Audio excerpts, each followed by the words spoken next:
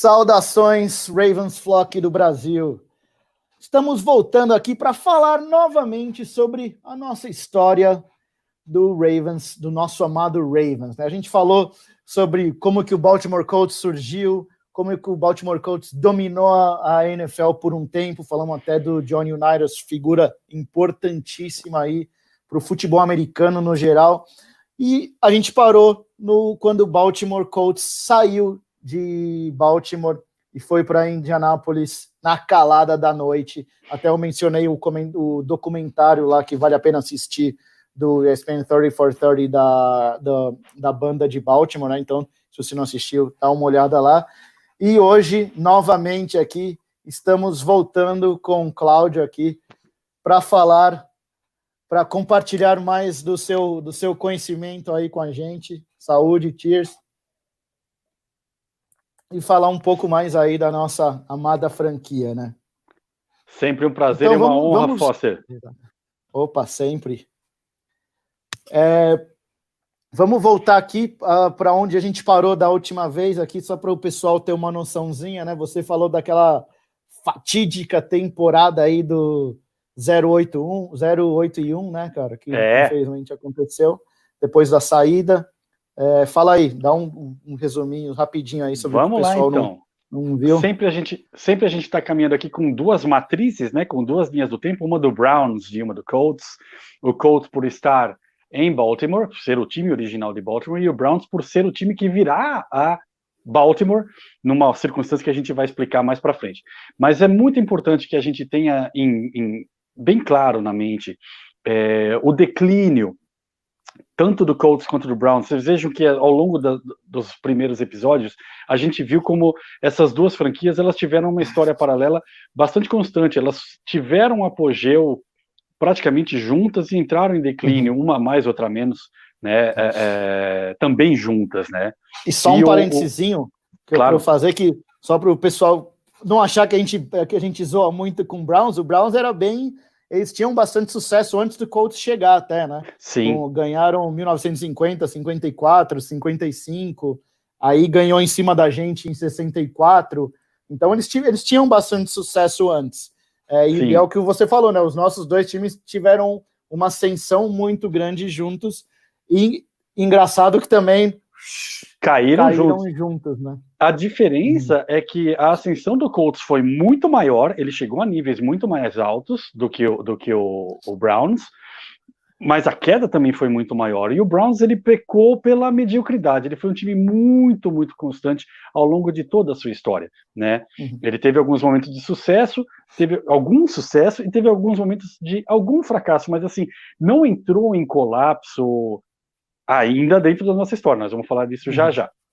Agora, então, se a gente olhar nas nossas duas linhas do tempo, do Browns e do Colts, nós vamos ver que o começo dos anos 80 foram marcantes pela derrocada do Browns, pela derrocada do Colts sob o domínio do Irsay, que era o proprietário de então, que vai culminar com a saída na madrugada, que a gente mencionou já, né? É uma página horrorosa, gente. Vocês pensem numa cidade que tem um clube, que tem um time, que a cidade inteira ama, que não divide, não tem um outro time para dividir a torcida, é a cidade inteira, em que você tem a comunidade tão intrinsecamente ligada às fortunas do time, que eu lembro de ter assistido um documentário no qual um cara que era o locutor do estádio lá de Baltimore falou: a minha mãe fazia torta de maçã para a família do Johnny Unitas, né? Então aqui uma dica, se você não está chegando nesse vídeo, assiste o episódio que o Foster deu uma aula sobre quem é o Johnny Unitas, essa lenda do futebol americano,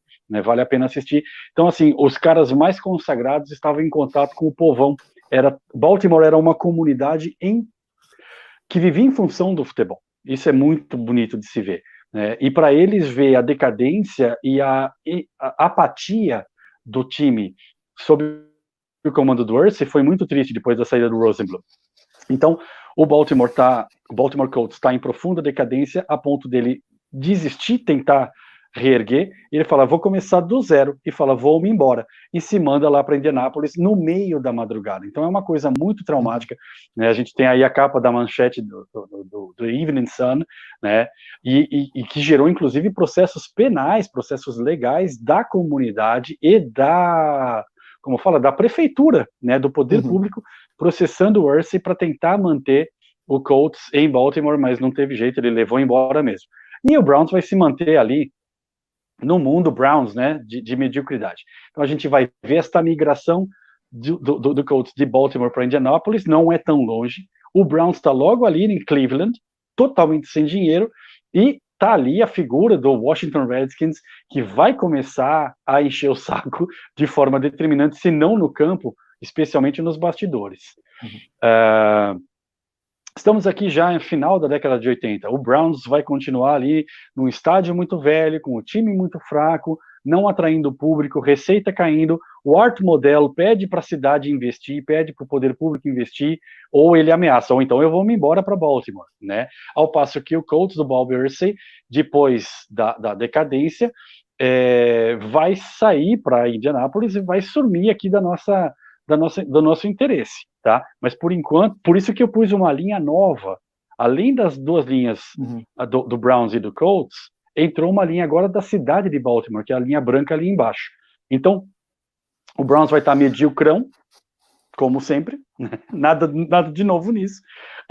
O Colts vai viver sua vida lá, e Baltimore vai tentar desesperadamente voltar para a NFL, né? Porque perdeu um dos berços da NFL, patrocinadora da revolução criada pelo United, mas agora estava sem time. Então eles começam a agitar, né, politicamente, e entram em contato com a administração da NFL e falam, cara, nós queremos na próxima expansão, nós temos todo um processo aqui, um projeto para criar o Baltimore Bombers, né, os bombardeiros de Baltimore, porque ali tinha uma fábrica na cidade de Baltimore, ou na vizinhança, que produzia bombardeiros, acho que era o B-25, aí também, isso é outro parênteses, né, que o Baltimore tem toda essa tradição com Colts, etc., mas também você tem, tipo, Fort McHenry, você tem muitas coisas icônicas, assim, né, tipo de... Bélica, né, cara? Não foi por acaso que eu escolhi usar uma Salute for Service aqui, né, para hoje, né, porque a ligação com os Marines, com a escola, Fort McHenry, o próprio hino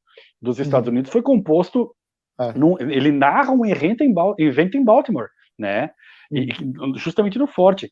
Então a gente tem uma série de conexões militares também ali, e que para mim dá a identidade do Ravens.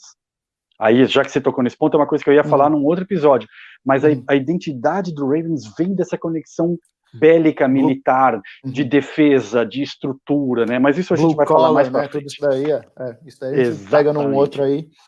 Exatamente, mas a gente chega lá, Então, assim, em 93, a cidade de Baltimore quase consegue a expansão da NFL, só que é sabotada pela proximidade de um cidadão chamado Jack Kent Cooke, que era o todo-poderoso do Redskins, com o commissioner lá da NFL, e veta a ida para Baltimore. A franquia dessa expansão acaba indo para Jacksonville, que não tinha a menor perspectiva de abrigar um time, e aí vão surgir os Jaguars como está ali. Enquanto isso, a cidade de Browns está vivendo a cidade de Cleveland está repetindo exatamente o mesmo efeito, né, da cidade lutar, da comunidade lutar com o proprietário, que era o Art Model, né? A comunidade de Cleveland vai processar o Art Model, tentando tomar a franquia dele, e ele fala, não, que vocês não tem como interferir, a propriedade privada é sagrada, especialmente na América, e aí tem até uma capinha que eu pus ali, né, que é da Sports Illustrated, que é Battle for the Browns, né, a luta pelos Browns, em que o Art Model tá dando um soco no cachorrinho que é a mascote do Cleveland Browns. Essa luta vai se desenrolar nos tribunais mesmo, só que aí vai surgir o quê? Um acordo entre o Model e a cidade de Cleveland, que vai reter os direitos a toda a propriedade intelectual, ou seja, o nome Browns, as cores do uniforme, tudo bem que ninguém ia querer aquilo, que é horroroso mesmo, inclusive, o que eles chamam de propriedade intelectual. Ao passo que o modelo, como proprietário da grana, ele vai ficar com estrutura física e com todos os contratos. A parte pessoal toda vai ficar com ele. E ele havia ameaçado, eu vou... Claro. Um parênteses, que se isso tivesse acontecido com a gente, com o Baltimore Colts, vamos supor que o Baltimore Colts ainda existisse hoje, né? A gente teria bem mais Super Bowls e campeonatos que o pessoal fala, né? A gente estaria com os 6, né? Que o pessoal, que alguns dos times grandes aí, que considerado grandes, já tem. Então, e o pessoal esquece disso também, né? Dessa mudança exatamente. E propriedade intelectual, que isso que eu acho que é. E só um parênteses, o negócio do Colts nem mudou de nome, porque você vê, tipo, Houston Oilers, depois o Oilers virou Tennessee Titans, os caras provavelmente mudam de nome, né? Os caras chegam e mantêm. O que tem Indianápolis tem de Colts? Indianápolis não tem nem corrida de cavalo. Não tem tradição de cavalo, exatamente. Vai encher o saco de outro e pegar um nome. Seja criativo, porra, né? E aí é muito louco que você tem um outro aspecto que é franquias que nunca mudam de nome a despeito de terem vagado pela América, como o Rams, né? Rams já foi St. Louis, já foi Los Angeles, já foi San Diego, tudo, né, cara? Onde eles vão, eles levam lá o chifrinho deles, né? Aliás, que logotipo horrível que eles inventaram agora, mas isso é problema deles. Então, voltando para a nossa história aqui, a gente vai ter essa tentativa, como já mencionada, de expansão em 93. A NFL veta pela influência política do Kent Cook, né, do Washington Redskins. Por quê? Porque vocês lembram do mapa, é muito próximo, as duas cidades são muito próximas. Baltimore e Washington, na verdade, elas até dividem o mesmo aeroporto, né? Então, o Cook, ele sabotava toda a tentativa de Baltimore voltar a ter um time, porque ele queria, obviamente, fazer o Redskins aumentar o seu público, não dividir a região e assim por diante. Então, frustrada a primeira tentativa em 93, em 94 vai haver uma nova tentativa patrocinada, vejam vocês, pelo Peter Angelos, que era o proprietário do Baltimore Orioles, o time de beisebol da MLB, né? Fala, cara, a gente tem que trazer um time de volta para Baltimore, da NFL. E ele entrou em contato com a Georgia Frontiere, que era a proprietária na época, St. Louis Rams, que eu mencionei agora há pouco. E fala, cara, vem para Baltimore, vai virar Baltimore Rams, né? Vai ser mais um nome aí para os Rams, mais uma cidade. Detalhe curioso é que a Frontiere, ela era viúva do Rosenblum, ou seja, lembra que eu falei lá atrás da fundação do Baltimore Colts, depois ele vende o Colts para o Hersey, o Rosenblum, né? E se manda para Los Angeles, aí vai fundar o Rams, e aí quando eles vão para St. Louis, quem vai administrar o Rams lá em St. Louis é a viúva dele, a Georgia Frontiere. E ela entra em contato, aliás, o Peter Angelos do Baltimore Orioles entra em contato com ela para levar o St. Louis para lá. Mas, de novo, entra o empata-foda do Jack Hancock e fala, não, em Baltimore, não. E finalmente... Fala, desculpa. É engraçado que quando eu que morei lá um tempo, você vê claramente que, tipo, tinha um pessoal que você via mais ou menos pela idade, que tinha o pessoal que era nascido por volta dos anos 80, assim, tinha muitos em Maryland, tinha muitos deles que torciam pro Redskins, porque eles cresceram próximo, e não, né? Tinha futebol. Então, lá, e eram os meus amigos da minha idade, eles torciam pro Redskins, porque eles cresceram sem. Mas eu também tive amigos que falaram, não, a gente não vai torcer pro Redskins, porque isso daí é outro... Porque o Redskins, o Washington, ele fica praticamente em Maryland também, né? Ele é uma capital, ele é a capital, então ele é um District of Columbia, né? Ele é district, né? Ele não é nem estado nem nada, ele é um district. Então como aqui o nosso, né? Como Brasília. Exatamente como Brasília. Então ele fica separado, e claro que teve o Redskins que... E é engraçado que nunca foi muito formada essa... Eu sei que eles fizeram o negócio Battle of the Beltways, que tipo, pra tentar ter uma rixa, alguma coisa, mas era mais a rixa desse desgraçado aí querendo impedir um time de ir para Baltimore, né? Isso que é o negócio. Ele não deixou a cidade prosperar, né, cara? É uma cidade que, como a gente já falou nos episódios anteriores, que tem uma importância fundamental para o desenvolvimento do jogo. Isso é o que é o mais legal para mim, né? Sim. Baltimore tem um pedigree próprio, a cidade de Baltimore tem um pedigree próprio, que foi Colts, Ravens, mas Baltimore é um berço. Isso é que é muito legal da gente ter em mente, né? Rapaz, agora você tá elegante. É que eu tive que trocar aqui e colocar a versão aqui, uma versão aqui do nosso último, do primeiro draft, né, do Jonathan Ogden. Exatamente. Aqui em memória aqui do que a gente vai falar aqui nos próximos capítulos, rapidinho, que já tá acontecendo aí. Muito bom, cara. Isso é espetacular. Essa camisa aí, eu morro de inveja dela, vou confessar para você. A primeira vez que eu tive com ela, eu gosto esse corvo aqui, é da hora, né? Eu também. Nós vamos falar disso já. No finalzinho desse nosso episódio aqui, nós vamos falar disso aí. Então, assim, para a gente entender direitinho em que pé nós estamos, como eu falei para vocês, a gente tem 3 linhas do tempo. Uma linha do tempo do Baltimore Colts, que já desapareceu, a do Browns, que está aí na franca decadência, e a da cidade de Baltimore lutando para voltar para a NFL, apesar das sabotagens constantes do Jack Kent Cooke de Washington Redskins, né? E aí nós vamos ter a seguinte situação: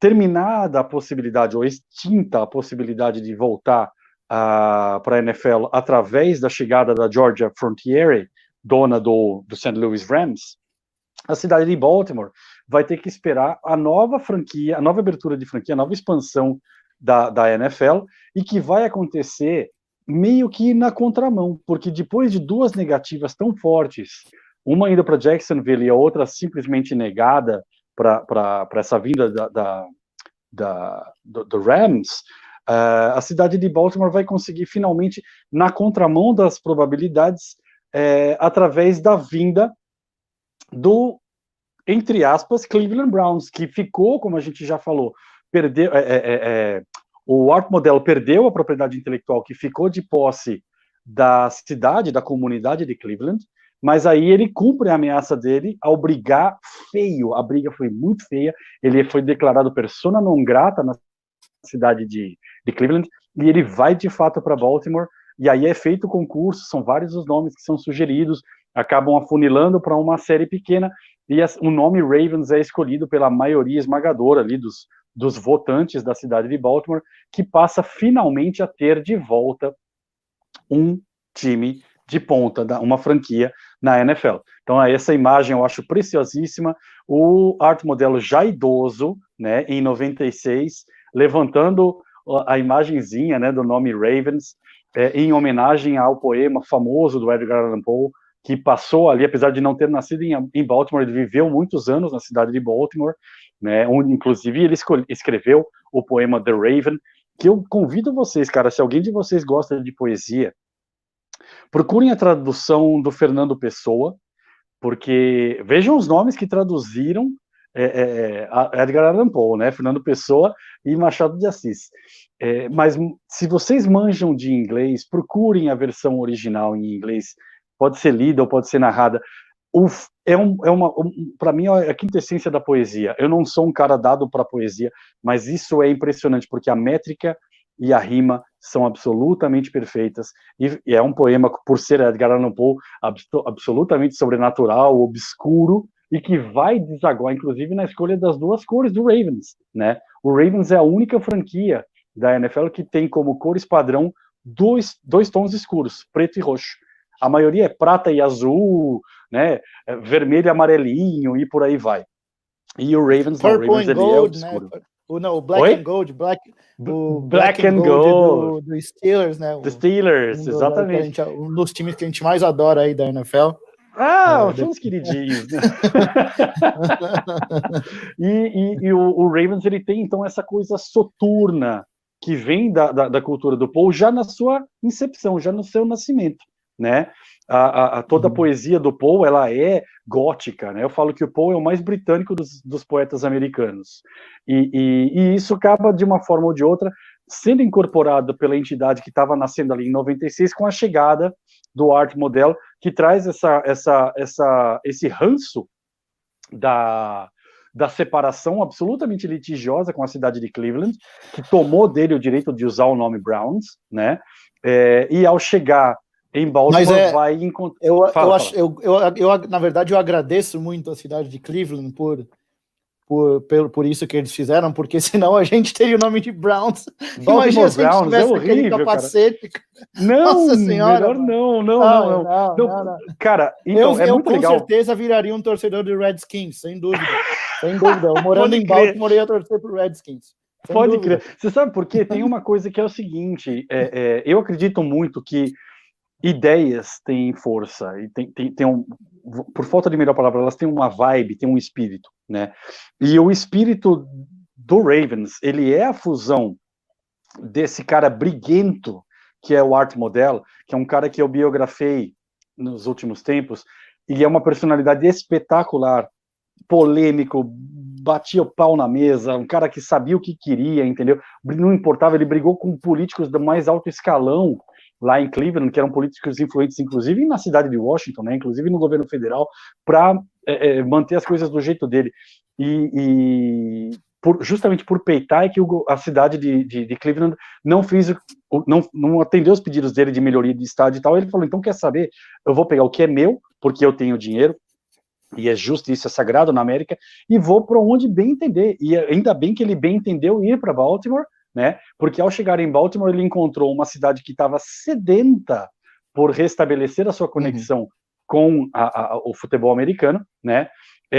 E vai ter então o surgimento do Ravens em 96, final da nossa narrativa, né? Começamos lá atrás no primeiro episódio falando do surgimento em 96, mas que aqui em 96 na verdade é o final da nossa narrativa. Então tá ali o Art Modell mostrando o nome Ravens, tá ali o primeiro logotipo que ele meteu o B dele, ele que incluiu a letra B, explicando para vocês, tem as duas asas de corvo, tem o nome Ravens, o B de Baltimore, puxando a asinha, e embaixo o símbolo, né, a cruz, que é símbolo do estado de Maryland, né? Ali, nosso, porra, cara, acho que é o maior ídolo da história da gente, né, meu? Não tem como falar. Já na primeira, o rookie monstruoso na primeira temporada, né, Ray Lewis, uma entidade.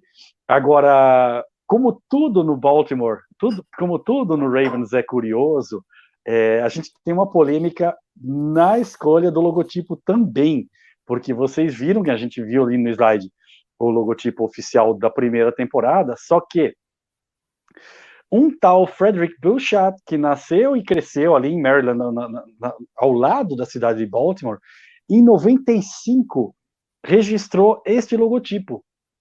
Vejam vocês, ainda não tinha sido escolhido o nome Baltimore Ravens, oficialmente pelo menos, mas ele registrou esse logotipo e isso gerou uma polêmica enorme, porque Baltimore, aliás, o Ravens, né, a franquia, não reconhecia ele como criador, não o reconhece como criador, ele entrou em um processo legal para roubo de propriedade intelectual, o Ravens não cedeu, mas a justiça deu para ele, sim, ele tinha o direito, porque é basicamente o mesmo, né? Inclusive, o B, que teoricamente é atribuído ao Art Modell, já estava ali antes. Eu não sei ao certo, eu preciso pesquisar mais, mas eu não achei fontes confiáveis, eu vi muita polêmica e muita desinformação, e como historiador eu não consigo lidar com fonte fajuta. É difícil, tem muita polêmica através disso, né? É difícil você achar um negócio exato, um fato, alguma coisa assim. Porque é quase... Como que é tão parecido assim, cara? O cara... É idêntico. Sabe o que falta? A única diferença é que no logotipo dele tem o rabinho e a cabeça do corvo. Só. De resto, até a posição da cruz de Maryland tá ali, o B tá ali, tá tudo ali. Pô, mas até o pior que o logo que o cara fez, eu acho mais completo até. Com eu também, porque... Exatamente. Eu poria uma cabeça um pouco maior, né? Uma coisa mais agressiva, né? Mas a ideia tá toda ali. Agora, é bom deixar claro o seguinte, o nome Baltimore Ravens não surge com a franquia de NFL. Havia um time, se eu não me engano, nos anos 80, de basquetebol para cadeirante, chamado Baltimore Ravens. Então a ideia não era, não surge em função do time da NFL. Isso pouca gente fala. Mas, como é de um legal esporte saber isso aí, né? Porque o pessoal É interessante isso, né? É interessante. Exatamente. Porque o Baltimore, o Baltimore já teve história também com o time de basquete profissional, né? O Baltimore Bullets daí se tornou o Washington Bullets, que é o Washington Bullets hoje em dia. Que Baltimore Bullets, para quem não sabe, só um parênteses, Baltimore é praticamente considerada quase a capital do homicídio nos Estados Unidos, então Baltimore Bullets não caía muito bem. Por isso até e mesmo quando foi para Washington também ficou meio pesado, né, cara? Porque Washington também não é nada mais seguro assim que Baltimore na época. Né? Hoje em dia já é, mas na época também não era muito, não. Exatamente. Então, assim, a minha teoria, pelo que eu pesquisei ali, né, pelo meu trabalho ali de garimpo de historiador mesmo, a minha teoria é que o Bouchard, o cara que fez o desenho, ele fez... Porque a gente tem que pensar, ele registrou isso em 95.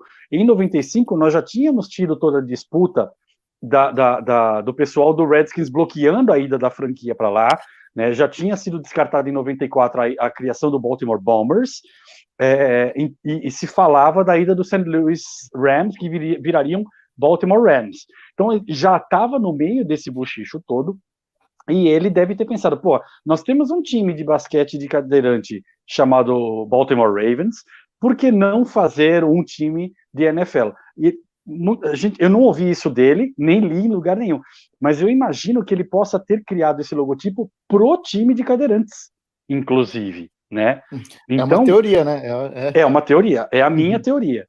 E aí ele aproveitou quando foi de fato escolhido o time para a NFL, o nome, né, da franquia de Ravens, ele falou, vou aqui levantar minha grana. E por isso que ele teve a causa ganha, a justiça americana deu o direito de ganho de causa para ele, mas não deu a indenização pedida. Ele entrou com um processo pedindo 10 milhões por roubo de propriedade intelectual. Então deram um ganho da causa. Sim, você inventou, mas você não vai receber.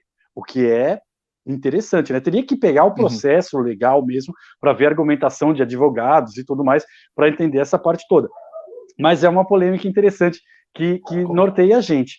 E falando do logotipo, eu acho bem legal a gente ver a evolução do logotipo da gente, né? Porque saindo desse de 95 do Frederic Bouchard, a gente vai ter em 96 a adoção do original, primeiro logotipo, que é quase igual ao dele, mas que foi obrigado justamente pelo ganho na justiça, o Ravens mudou o logotipo em 99. Na verdade, em 98, mas em 99 teve a mudança para o corvo que a gente conhece hoje, né? Que está ali na imagem. Mas esse da imagem que é o mesmo que está aqui, não é? Esse daqui, exatamente. Exatamente. Esse corvo aqui. E o legal é o seguinte, se você olhar lá, nós estamos num período híbrido em 99, porque tem esse que você mostrou, mas já tem no capacete o corvão que a gente conhece hoje, né? E aí tem uma evolução interessante que eu preparei só para a gente concluir mesmo aqui, a evolução do logotipo. Veja que em 96 nós temos o primeiro, muito semelhante ao do Bouchard, em 99 a adoção do logotipo atual com esse que está no teu ombro e a variação dele com o logotipo, a frase mesmo, né, a palavra, o wording, como eles falam, né? Mas a gente teve dois logotipos alternativos nesse período de 98 para 99. Este aqui eu até tenho uma camiseta, esse aqui de cima com a carona do corvo, né, em close-up. Mas esse de baixo, cara, eu confesso para você que eu só vi na internet, eu não vi usado em lugar nenhum. Em lugar nenhum. Esse eu também não me recordo dele sendo usado, não. Eu não sei se ele foi só um estudo, uma tentativa, porque é estranho que em 99 a gente tem a definição da cabeça de corvo. Nesse que eu mostrei para vocês, ele não tem o B do Art Model, né?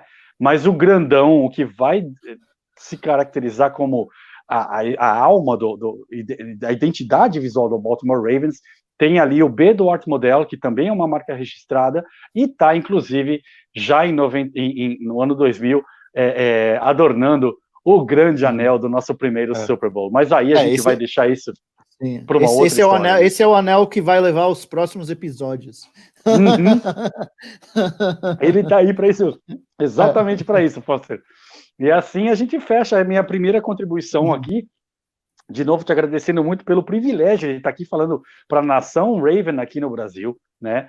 E partilhar um pouquinho dessa minha pesquisa, né, de alma de historiador aí, e entender de onde a gente vem, né, cara? Uma franquia que, como a gente viu na linha do tempo, surge tão recentemente quanto 96, mas que já tem mais Super Bowl do que muita franquia que tem 70, 80 anos de idade, né, cara? Uhum.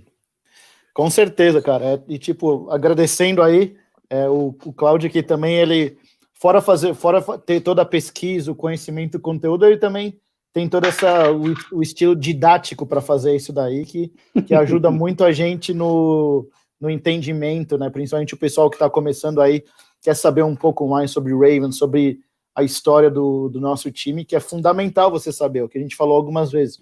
Você não sabe onde você vai se você não sabe de onde você vem, né? Então, exatamente. Isso daí é fundamental para o pessoal que quer conhecer um pouco mais aí do nosso time. E a nossa síntese, cara, eu acho que assim, a síntese do Ravens hoje, a identidade do Ravens que começa em 96, ela é sim única. Ela não deve... A identidade, tá? Eu não tô falando da história, a identidade, são coisas diferentes. A identidade do Ravens não deve nada ao Colts e nada ao Browns. Mas... a história vem da fusão dessas duas entidades pré-existentes, que tem tantos paralelos ao longo da história, né, cronológica, e que acabam desaguando na saída de um que possibilita a chegada do outro, na briga de um que possibilita o surgimento de um outro nome. Então eu falo sempre, se cada um de nós é a soma do DNA do pai e da mãe, os pais do Ravens são Colts e Browns. O Browns, ele é a mãe, né? Porque ele sai lá de Cleveland, ele vem para a cidade de Baltimore, e o Colts é o pai. E Ravens é a criatura que surge de duas entidades históricas, importantíssimas, e com um legado belíssimo. Mas em nenhum momento, onde eu quero deixar claro é justamente isso, em nenhum momento o Ravens precisa se remeter ao passado para ser grande. O Ravens nasce em 96 e já nasce gigante, cara. 4 anos de franquia, um Super Bowl, pelo amor de Deus, não é para qualquer um, né? Não. E dois Super Bowls, a gente tá falando em 20 e poucos anos, em menos de 20 anos, né? Porque a gente tá... Exatamente. E produzindo gente como Ray Lewis, cara, Reed, Flacco, Justin Tucker. Suggs, meu heróizão, cadê aqui? Suggs é o meu grande herói, cara. Porra, eu não acredito que esse cara tá lá no Cardinals, não é possível, né, meu? Quase voltou, né? Quase, mas acontece. Ele ganhou mais um Super Bowl também, né? Ele ganhou mais um Super Bowl. Tá mais um anelzinho para ele. É isso mesmo. Mas é isso, cara. Espero que você tenha curtido. Espero que vocês aí assistindo isso tenham curtido. Foi um esforçozinho muito prazeroso, muito mais prazer do que esforço, mas justamente para partilhar, eu acho, como o Foster já frisou várias vezes, eu acho que é muito importante a gente saber de onde a gente vem. A nossa história é belíssima, justamente por ter passado, mas não depender do passado, né? E é com muito orgulho que eu bato no peito e falo, sim, sou o torcedor do Ravens, né? Sim, temos uma amizade muito legal, eu e o Foster nos conhecemos num boteco em São Paulo, lá no Males, assistindo, imagina, futebol, né, Premier League, e aí descobrimos que os dois torciam para o mesmo time da NFL. Perfeito, cara. Então, um brinde ao Ravens que possibilita momentos mágicos com isso. Um brinde aí ao Ravens. E, cara, obrigado aí pelo seu tempo aí, porque fez um negócio muito interessante aí, didático pra gente que querendo saber um pouco mais. É o que eu falei aí para o pessoal que está assistindo. Se você não conhece muito, é bom você saber sobre a história do Ravens. Passa isso aí também para o seu amigo que gosta um pouco de futebol americano. Se você é de São Paulo, vem aí nos nossos encontros de São Paulo. Agora a gente também está com o pessoal em Curitiba, Rio de Janeiro. Então, nessa temporada aí, claro que eu espero que tudo dê certo aí do que está acontecendo fora do futebol americano no mundo inteiro. A gente vê se vai estar tudo certo e a próxima temporada aí tá com todo vapor. E é isso. E, cara, a gente criou esse canal aqui recentemente para passar. Começou tudo com draft e já cresceu bastante conteúdo hoje de história. E vai ter, quando começar a temporada, a gente vai ter conteúdo semanal. Fica ligado que vai ter muita coisa interessante vindo por aí. Então, maravilha. Obrigado. Parabéns, aí, Cláudio, pela participação. Obrigado, cara. Obrigado mesmo. É um prazer poder representar o Ravens aqui no Brasil e fazer a torcida crescer cada vez mais, né, cara? Eu bebo isso. Saúde aí, saúde. E fica ligado que vem mais conteúdo por aí. Valeu, até mais. Abraço.